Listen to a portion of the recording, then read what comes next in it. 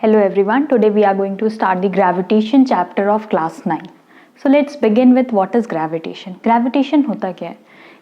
Gravitation is nothing, it is just a force. Gravitation एक force है जिस force की वजह से हर एक ऑब्जेक्ट दूसरे ऑब्जेक्ट को अट्रैक्ट कर सकता है and that is the natural force of attraction. It is also a non contact force. Gravitation जो है वो नॉन कॉन्टैक्ट फोर्स है, यानी कि दो ऑब्जेक्ट बिना कॉन्टैक्ट में आए भी ये फोर्स जो है वो अप्लाई होता है.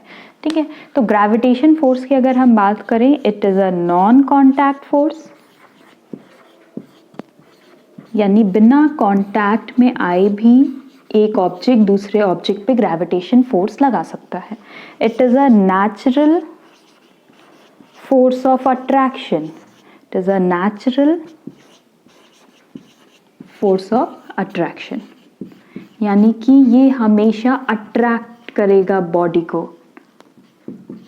यानी एक ऑब्जेक्ट हमेशा जो दूसरे पे फोर्स लगाएगा, that is always a force of attraction. It never ripple any object. ठीक है, तो जो ग्रेविटेशन फोर्स होता है that is always a force of attraction and it is a natural phenomena. ठीक है, ये नेचुरल फिनोमेना, इसलिए मैंने इसको लिखा कि natural force of attraction and it is a non contact force. So what is gravitation? It is just a force, it is just a natural force of attraction, right? That any object can attract any other object by gravitation force naturally, right? Now gravitation force होता क्या है या कहाँ applicable है या applications क्या है? अगर हम अर्थ के ग्रेविटेशन फोर्स की बात करें तो everything on earth are attracted by gravity of the earth और gravitational force of the earth. ठीक है, इसीलिए हर एक ऑब्जेक्ट जो है वो अपनी जगह पे स्टेबल है. If we are standing here, that is due to the gravitational force of earth. Gravitational force of earth we all are binded with the gravitational force of the earth. जितना भी object है अर्थ पे वो अर्थ की gravitational force की वजह से binded है, right? That's why we can't fly all over here and there, जैसे कि स्पेस में होता है. स्पेस में क्या होता है? We can fly here and there, क्योंकि उसमें कोई भी ग्रेविटेशन फोर्स वर्क नहीं कर रहा है. ठीक है, तो अर्थ की ग्रेविटेशन फोर्स की हम बात करें तो अर्थ जो है हर एक ऑब्जेक्ट को बाइंड करके रखा है due to the gravitational force of the earth and that is the force of attraction. Earth किसी को दूर नहीं भेज रहा है, हमेशा अट्रैक्ट कर रहा है. आप कोई भी चीज ऊपर फेंकोगे, बॉल फेंकोगे, तो क्या होगा? बॉल हमेशा अट्रैक्ट होके टूवर्ड्स द अर्थ आएगी. तो that is the force of attraction and it is a natural phenomena and it is also a non contact force, यानी बिना ऑब्जेक्ट कांटेक्ट में आए भी ये फोर्स जो है वो एप्लीकेबल है. और क्या एप्लीकेशन है ग्रेविटेशनल फोर्स की? मून जो है वो अर्थ के चारों तरफ रिवॉल्व कर रहा है, that is also due to the gravitational force. या फिर जितने भी प्लैनेट है that is revolving around the sun, that is also due to the gravitational force. तो this are the application of gravitational force. Tides की अगर हम बात करें, tides also occur due to the gravitational force only. So these all are the application of gravitation and this is the basic of gravitation or gravitation force. Now we will talk about universal law of gravitation. That is the first topic of your chapter. So we will talk about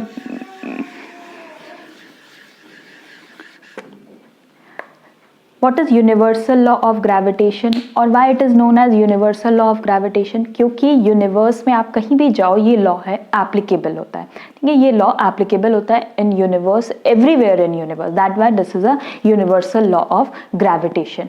कभी भी ये change नहीं होगा. And what is the formula for F is equal to Gm/m/d²? ये कहाँ से आया या क्यों लिखा मैंने? I will explain you. First I will tell you the concept of universal law of gravitation. क्या कॉन्सेप्ट है यूनिवर्सल लॉ ऑफ ग्रेविटेशन का? If we take to object that is of different mass, that if I take capital M and small m, दो object है A and B जिसका mass capital M और small m है. दोनों के बीच की जो डिस्टेंस है that is your D. Okay, दो ऑब्जेक्ट ले लिया हमने जिसके बीच का मासेस जो है that is capital and small m और बीच के डिस्टेंस जो है D. एक चीज आपको नोट करनी है, जो डिस्टेंस मेजर किया गया है that is from the centre of the object, right? हमेशा जो डिस्टेंस है we take from the centre of the object, right? तो D जो डिस्टेंस है that is from the centre of both the object. ये ऑब्जेक्ट इस पे force लगा रहा है, दैट इज ग्रेविटेशनल फोर्स, ये ऑब्जेक्ट भी इस पे फोर्स लगा रहा है and that is the gravitational force. Now what is that force? According to universal law of gravitation, every object in the universe are attracting every other object in the universe by the force which is directly proportional to the product of their masses. क्या मतलब हुआ? एक object, universe में जो भी object है वो दूसरे ऑब्जेक्ट पे फोर्स लगा रहा है और वो फोर्स डायरेक्टली प्रोपोर्शनल होगा product of their masses. M क्या था? इनका मास था, that is your capital M and small M. आप m1 m2 ले लो, कुछ भी ले लो, दोनों का जो प्रोडक्ट होगा that is directly proportional to the force which is applied by an object to the other object. And this force is also inversely proportional to the square of distance between them. यानी distance क्या था? d था, तो इन दोनों के बीच का distance d था और स्क्वायर इसका लेंगे that is the inversely proportional to the force which is applied by an object to the other object. तो सिंपल है, यूनिवर्सल लॉ ऑफ ग्रेविटेशन क्या है?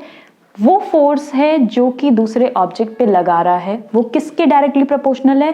प्रोडक्ट ऑफ देयर मासेस, उन्हीं दोनों ऑब्जेक्ट के मासेस के प्रोडक्ट के. और इनवर्सली प्रोपोर्शनल किसके है? To the square of distance between them. तो हमारी दो इक्वेशन बन गई, that is your equation 1 and equation 2. Now we combine this two equation by combining. So what we will do, by combining 1 and 2 equation, what we will get? That is your f is proportional to capital M small m upon d square. कुछ नहीं किया हमने, जो दो equation हमारी बनी थी by the statement, हमने स्टेटमेंट को खाली इक्वेशन फॉर्म में लिखा and what we have done, we have merged this two equation. चाहे आप यहाँ पे कैपिटल एम स्मॉल एम लिख दो, ये भी सेम ही बन रहा है, चाहे यहाँ पे आप अपॉन डी स्क्वायर लिख दो, ये भी सेम ही बन रहा है. तो we have just combine both the equation. It is that simple as that. ठीक है, अब हमें क्या करना है, कोई भी प्रोपोर्शनैलिटी साइन हटाने के लिए we have to write down the proportionality constant. To remove the proportionality sign we always have to put the proportionality constant. In this case it is gravitational chapter, so we have to put gravitational constant. So in this case we can write f is equals to capital G m small m upon d square, right? So what is this? This is just the universal law of gravitation, right? So we have taken capital G instead of this proportionality sign और यहाँ पे हमने equals to लगा दिया. Now this capital G is universal gravitational constant. Constant है यानी कि ये कभी भी चेंज नहीं होगा, इसकी जो वैल्यू है हमेशा कांस्टेंट रहेगी, right? So by removing this proportionality sign we have put here universal gravitational constant which is denoted by capital G. Now what will be the value of capital G? Capital G की अगर हम value देखें that is equal to 6.67 into 10 to the power minus 11. If you don't remember this, please memorize this capital G value, क्योंकि ये numericals में generally आपको याद रखना ज़रूरी है. ज़रूरी नहीं है कि आपके क्वेश्चन में गिवन रहे. You have to memorize this to solve the numericals. That the value of capital G is 6.67 into 10 to the power minus 11. Right? Now what is unit of capital G? अगर हम SI unit की बात करें, SI unit निकालना बहुत easy है. अगर आपको फॉर्मूला पता है कोई भी फिजिकल क्वांटिटी का और anything, you can find out SI unit of that. ठीक है, तो अगर मान लो मुझे नहीं पता या आपको नहीं पता कैपिटल जी का यूनिट क्या है, we have to find out by the formula. Formula तो है ही हमारे पास. Then what we can do, इसको थोड़ा सा आप शफल करके जी का फॉर्मूला क्या बनेगा, F D square upon M M. क्या किया हमने, खाली डी को इधर ले गए, एम एम को इधर ले गए. Then what can we write that capital G is equals to f d square upon ml. Now if we write unit of each and every physical quantity, force की unit क्या होती है, that is your Newton. d square distance की unit क्या होती है, metre, तो d square है then मीटर square. mass की unit क्या होती है, that is your kg. so दो mass है तो we can write kg square. and this is only the unit of your g. So if you know the formula of any physical quantity, you can easily find out the unit, right? So we can write G is equals to 6.67 into 10 to the power minus 11 Newton meter square kg square inverse, right? ऐसे लिखो एक ही बात है, right? So this is the value of G which you have to memorize for solving the numericals, right? Numerical कैसे solve करना है या simple term है, that I'll tell you in another video. I'll make a video on numericals also, then you can solve that very easily. Generally in पे numerical ज़रूर पूछा जाता है, एक न्यूमेरिकल तो आपका यूनिवर्सल लॉ ऑफ ग्रेविटेशन पे आता ही आता है. That's why I am saying that you have to memorise this. G की अगर हम बात करें, यूनिवर्स में आप कभी कहीं भी चले जाओ, कैपिटल जी की वैल्यू कभी चेंज नहीं होगी, right? It is always 6.67 into 10 to the power minus 11 newton metre square k g inverse square, right? This is always a constant. That's why it is known as universal proportionality constant, right? Now what I am telling you, SI unit की बात हो गई, capital G की value की बात हो गई, universal law of gravitation का फॉर्मूला हमने फाइंड आउट कर दिया.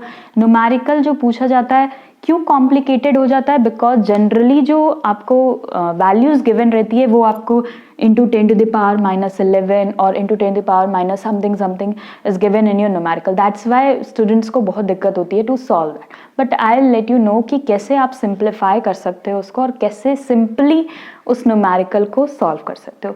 That I will tell you in next video. Okay.